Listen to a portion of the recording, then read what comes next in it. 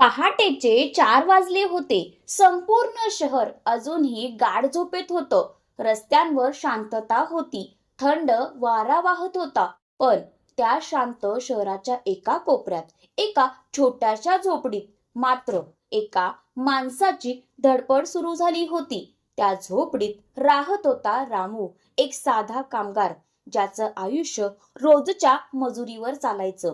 रामूचा दिवस इतरांसारखा आरामात सुरू होत नव्हता. त्याच्यासाठी प्रत्येक सकाळ म्हणजे नवीन संघर्ष, नवीन चिंता आणि पोटासाठी सुरू होणारी नवी लढाई. तो हळूहळू उठला. त्याच्या चेहऱ्यावर थकवा स्पष्ट दिसत होता. काल दिवसभर उन्हात काम करून त्याचं शरीर पूर्ण दमलं होतं. पण तरीही त्याच्या डोळ्यात झोप नव्हती. कारण त्याच्या मनात एकच विचार सुरू होता. आज काम मिळालं पाहिजे. त्याला माहित होतं त्या दिवशी काम मिळालं तर घरात चूल पेटणार होती, नाहीतर त्याच्या मुलांना उपाशी पोटी झोपावं लागणार होतं. रामू शांतपणे बाहेर आला. त्या छोट्याशा झोपडीच्या छपरातून पावसाचं पाणी गळायचं. भिंती जुन्या झाल्या होत्या, पण त्या घरात एक गोष्ट खूप मोठी होती. एकमेकांवरचं प्रेम. त्याची पत्नी सीमा आधीच उठली होती. ती शांतपणे चुलीवर चहा बनवत होती. घरात पैसे नव्हते, सुखसोयी नव्हत्या, पण सीमाच्या चेहऱ्यावर कधी तक्रार नव्हती. कारण तिला माहित होतं रामू स्वतःच्या कष्टाने घर टिकवण्यासाठी झगडत होता. सीमाने त्याच्या समोर चहाचा कप ठेवला आणि हळू आवाजात विचारलं, आज काम मिळेल ना? रामू काही क्षण शांत राहिला, कारण त्याच्याकडे त्या प्रश्नाचं उत्तर नव्हतं. काम मिळणं आता नशिबावर अवलंबून झालं होतं. कधी 2 दिवस काम मिळायचं तर कधी 4 दिवस घरीच बसावं लागायचं. पण तरीही तो सीमासमोर नेहमी हसायचा, कारण त्याला तिची भीती वाढवायची नव्हती. तो हलकसच हसत म्हणाला, देव मोठा आहे, काहीतरी होईल. चहा पिताना त्याची नजर कोपऱ्यात झोपलेल्या मुलांकडे गेली. दोघंही शांत झोपले होते. त्यांच्या चेहऱ्यावर निरागस हसू होतं. रामू काही क्षण त्यांच्याकडे पाहत राहिला. त्या छोट्याशा चेहऱ्यांमध्येच त्याचं संपूर्ण जग होतं. त्याला स्वतःची भूक सहन झाली असती, स्वतःचे कष्ट सहन झाले असते, पण मुलांच्या डोळ्यातील भूक ती त्याला कधीच पाहवत नव्हती. तो हळूहळू त्यांच्या जवळ गेला. त्यांच्या डोक्यावरून प्रेमाने हात फिरवला आणि हळू आवाजात म्हणाला, मी आहे ना, मी तुम्हाला काही कमी पडू देणार नाही. त्या शब्दांमध्ये एका वडिलांचं प्रेम होतं, त्याग होता आणि आयुष्यभर चालणारी जबाबदारी होती. रामूने त्याची जुनी फाटकी बॅग उचलली, डोक्यावर टॉवेल टाकला आणि घराबाहेर पडला. बाहेर अजूनही अंधार होता, पण त्याच्यासारखे अनेक कामगार त्या अंधारातच स्वतःच्या आयुष्याचा प्रकाश शोधायला निघाले होते. कोणी बांधकामावर जाणार होतं, कोणी वीटभट्टीवर, तर कोणी रस्त्यावर मजुरी शोधत उभं राहणार होतं. कारण त्यांच्यासाठी प्रत्येक दिवस म्हणजे जगण्यासाठीची परीक्षा होती. रामू चालत होता, पण त्याच्या मनात फक्त एकच प्रार्थना होती, देवा, आज रिकाम्या हाताने घरी पाठवू नकोस. आणि त्या पहाटेच्या अंधारात एक कामगार पुन्हा एकदा त्याच्या कुटुंबाच्या स्वप्नांसाठी स्वतःचा घाम विकायला निघाला होता. रामू रोज सकाळी कामाच्या शोधात बाहेर पडायचा. कधी बांधकामावर, कधी रस्त्याच्या कामावर, तर कधी सिमेंटच्या गोदामात. जिथे काम मिळेल तिथे तो जायचा, कारण त्याच्यासाठी काम म्हणजे फक्त पैसा नव्हता, तर घरच्यांच्या पोटाची भूक भागवण्याचा एकमेव मार्ग होता. त्या दिवशी रामू एका मोठ्या बांधकामावर कामाला गेला. समोर एक विशाल इमारत उभी राहत होती. मोठे मोठे क्रेन, सिमेंटच्या मशीन, धुळीने भरलेलं वातावरण, सगळीकडे गोंधळ आणि आवाज होता. पण त्या गोंधळातही रामू सारखे शेकडो कामगार शांतपणे स्वतःचं शरीर झिजवत काम करत होते. कोणी वीट उचलत होतं, कोणी लोखंडी रॉड बांधत होतं, तर कोणी डोक्यावर सिमेंटची पोती घेऊन चालत होतं. आणि त्या सगळ्यांमध्ये रामूही होता. त्याच्या अंगावर घामाच्या धारा वाहत होत्या. ऊन इतकं प्रचंड होतं की जमीन सुद्धा तापली होती. पण काम थांबवण्याची त्याला परवानगी नव्हती, कारण काम थांबलं तर पोटही थांबणार होतं. रामू दिवसभर उन्हात उभा राहायचा, धुळीत, सिमेंटच्या वासात, जखमी हातांनी. तो स्वतःचं शरीर हळूहळू झिजवत होता. त्याच्या हातांवर जखमा होत्या, पायांवर सूज होती, पण तरीही तो शांतपणे काम करत राहायचा. कारण त्याला माहित होतं त्याच्या थांबण्याने घराची चूल थांबेल. कधी कधी तो थोडा वेळ थांबून समोर उभ्या राहणाऱ्या त्या मोठ्या इमारतीकडे पाहायचा. लोक त्या इमारतीकडे पाहून म्हणायचे, वा, किती सुंदर बिल्डिंग आहे. कोणी तिच्या डिझाईन बद्दल बोलायचं, कोणी तिच्या लक्झरी बद्दल.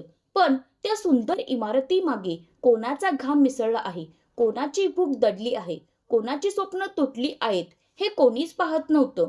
त्या इमारतीच्या प्रत्येक विटेमध्ये एका कामगाराची वेदना होती, एका बापाचा संघर्ष होता, एका गरीब माणसाचं आयुष्य होतं. रामू रोज दुसऱ्यांसाठी घर बांधायचा, मोठ्या मोठ्या लोकांची स्वप्न पूर्ण करायचा, पण त्याच्याकडे स्वतःचं पक्कं घर नव्हतं. पावसाळ्यात त्याच्या झोपडीत पाणी गळायचं, उन्हाळ्यात आत प्रचंड उकाडा व्हायचा, पण तरीही तो कधी तक्रार करत नव्हता. कारण त्याने आयुष्यभर फक्त एकच गोष्ट शिकली होती, गरीब माणसाने रडून काही बदलत नाही. दुपारच्या वेळी बाकी लोक एसी ऑफिसमध्ये बसून जेवत होते आणि रामू एका कोपऱ्यात बसून कोरडी भाकरी खात होता. त्याच्यासोबत पाणीही कधी पुरेसं नसायचं, पण त्या कोरड्या भाकरीतही त्याला त्याच्या मुलांचं भविष्य दिसायचं. तो स्वतःच्या भुकेपेक्षा मुलांच्या शिक्षणाचा विचार जास्त करायचा. त्याला एकच स्वप्न होतं, माझ्या मुलांनी माझ्यासारखं आयुष्य जगू नये. संध्याकाळ संपली, काम संपलं. रामूचं पूर्ण अंग थकून गेलं होतं, हात दुखत होते, पाठ तुटत होती, पण तरीही त्याच्या चेहऱ्यावर हलकंसं समाधान होतं. कारण आज त्याला मजुरी मिळाली होती. आज रात्री त्याच्या घरात चूल पेटणार होती. तो हळूहळू घरी निघाला. रस्त्यावरून जाताना त्याने पुन्हा एकदा त्या मोठ्या इमारतीकडे पाहिलं आणि मनात विचार केला, मी दुसऱ्यांचं भविष्य उभं करतोय, पण माझं आयुष्य अजूनही संघर्षातच आहे. त्या क्षणी रामू फक्त एक कामगार नव्हता, तर हजारो मेहनती माणसांचं प्रतीक होता, जे स्वतःची स्वप्न विसरून दुसऱ्यांची स्वप्न पूर्ण करत जगत असतात. रामूचं आयुष्य जरी संघर्षाने भरलेलं होतं, तरी त्याच्या जगण्यामागचं एक मोठं कारण होतं, त्याची मुलं. विशेषतः त्याची छोटी मुलगी चिंगी. चिंगी खूप गोड आणि निरागस होती, पण तिच्या डोळ्यात मोठी स्वप्न होती. ती शाळेत खूप हुशार होती. शिक्षक नेहमी तिचं कौतुक करायचे. ती अभ्यासात पुढे होती आणि प्रत्येक वेळी पहिला नंबर मिळवायची. रामूला तिचा खूप अभिमान वाटायचा, कारण त्याला स्वतःला शिक्षण घेता आलं नव्हतं गरिबीमुळे. लहानपणापासूनच त्याला कामाला जावं लागलं होतं. म्हणूनच तो नेहमी मनात म्हणायचा, माझी मुलगी मोठी होईल, शिकेल आणि मोठं नाव कमावेल. एक दिवस रामू दिवसभराचं काम करून थकलेला घरी आला. त्याच्या अंगावर धूळ होती, कपडे घामाने ओले झाले होते. तो शांतपणे घराच्या कोपऱ्यात बसला. तेवढ्यात चिंगी आनंदाने धावत त्याच्याकडे आली. तिच्या हातात शाळेची एक छोटी वही होती. ती उत्साहाने म्हणाली, बाबा, आज माझं खूप कौतुक झालं शाळेत. रामूच्या चेहऱ्यावर थकव्यामध्येही हसू आलं. तो प्रेमाने म्हणाला, खरंच माझी मुलगी खूप हुशार आहे. चिंगी आनंदाने हसली आणि मग थोडी शांत झाली. तिने हळू आवाजात सांगितलं, बाबा, शाळेची फी भरायची आहे. हे ऐकताच रामू काही क्षण पूर्ण शांत झाला. त्याच्या चेहऱ्यावरचं हसू अचानक हरवलं, कारण त्याच्या खिशात पुरेसे पैसे नव्हते. त्या आठवड्यात त्याला कमी काम मिळालं होतं.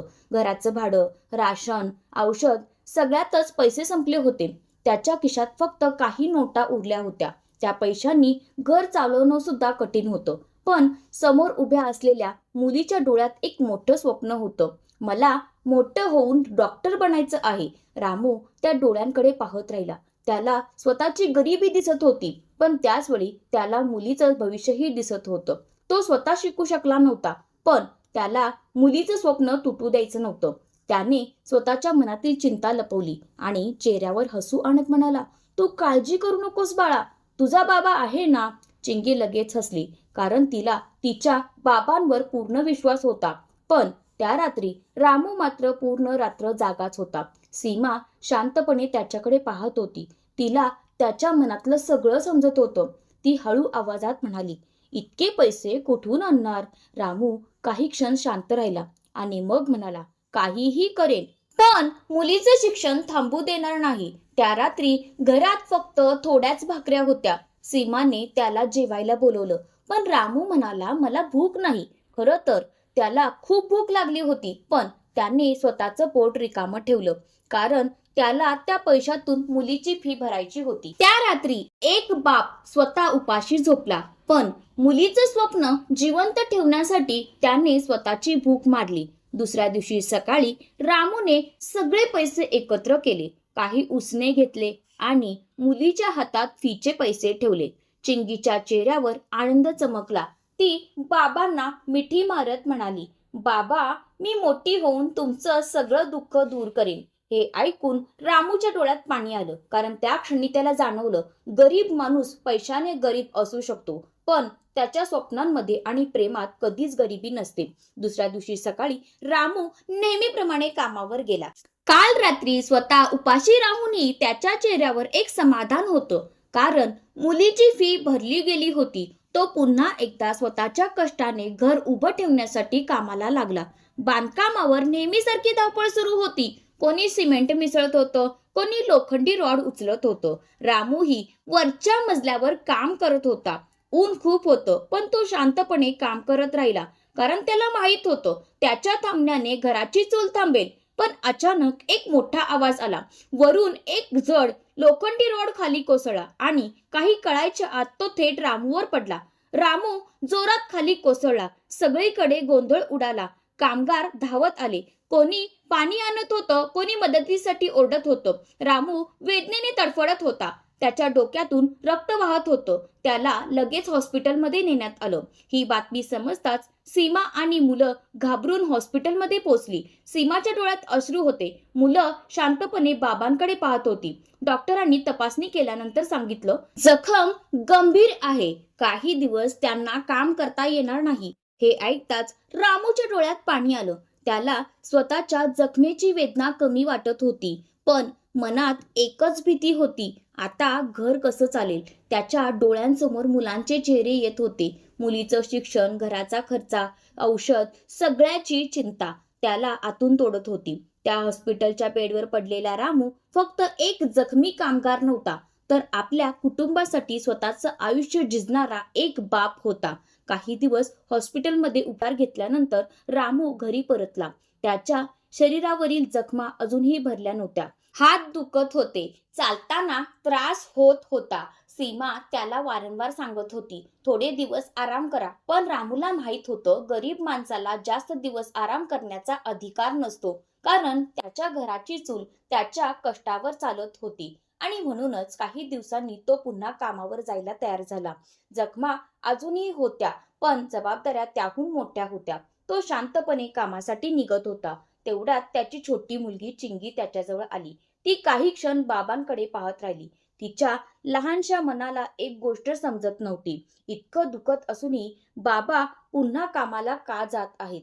ती हळू आवाजात म्हणाली, बाबा, तुम्ही इतके कष्ट का करता. रामू काही क्षण शांत झाला. त्याने मुलीकडे पाहिलं. त्या निरागस डोळ्यात त्याला स्वतःचं भविष्य दिसत होतं.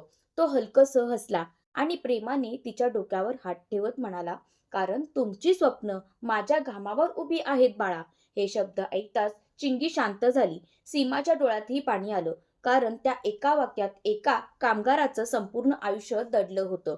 स्वतःच्या वेदना विसरून, स्वतःची स्वप्न बाजूला ठेवून फक्त कुटुंबासाठी जगणारा माणूस त्या दिवशी रामू फक्त मजुरी करणारा कामगार नव्हता, तर आपल्या मुलांच्या भविष्यासाठी स्वतःचं आयुष्य झिजवणारा खरा हिरो होता. 1 मे कामगार दिन. संपूर्ण शहरात त्या दिवसाची चर्चा सुरू होती. मोठे मोठे कार्यक्रम होत होते.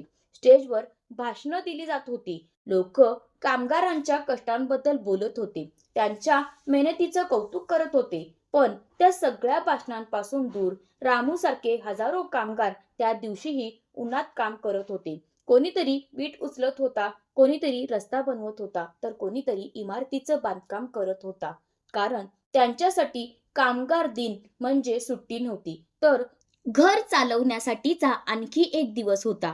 त्यांना माहित होतं, जर त्या दिवशी काम केलं नाही तर कदाचित रात्री घरात चूल पेटणार नाही. म्हणूनच लोक भाषणं देत असताना कामगार मात्र शांतपणे स्वतःचा घाम गाळत होते, कारण त्यांच्यासाठी सुट्टीपेक्षा 2 वेळचं जेवण जास्त महत्वाचं होतं. कधी कधी आपण मोठमोठ्या इमारती पाहतो, सुंदर रस्ते पाहतो, मोठे पूल, भव्य शहर आणि त्यांचं कौतुकही करतो. पण त्या सगळ्यामागे कोणाचे हात आहेत, कोणाचा घाम आहे, कोणाचं आयुष्य झिजलं आहे, हे आपण क्वचितच विचार करतो. उन्हात, पावसात, धुळीत स्वतःच्या शरीराची पर्वा न करता जे लोक दिवस रात्र मेहनत करतात तेच खरे कामगार असतात. ते फक्त मजुरी करत नाहीत, तर आपल्या समाजाचं भविष्य उभं करत असतात. एक कामगार स्वतःच्या कष्टाने दुसऱ्यांची स्वप्न पूर्ण करत असतो. म्हणून कामगार फक्त मजूर नसतो, तो आपल्या समाजाचा खरा शिल्पकार असतो. रामू सारखे लाखो कामगार रोज स्वतःचं आयुष्य झिजवत असतात.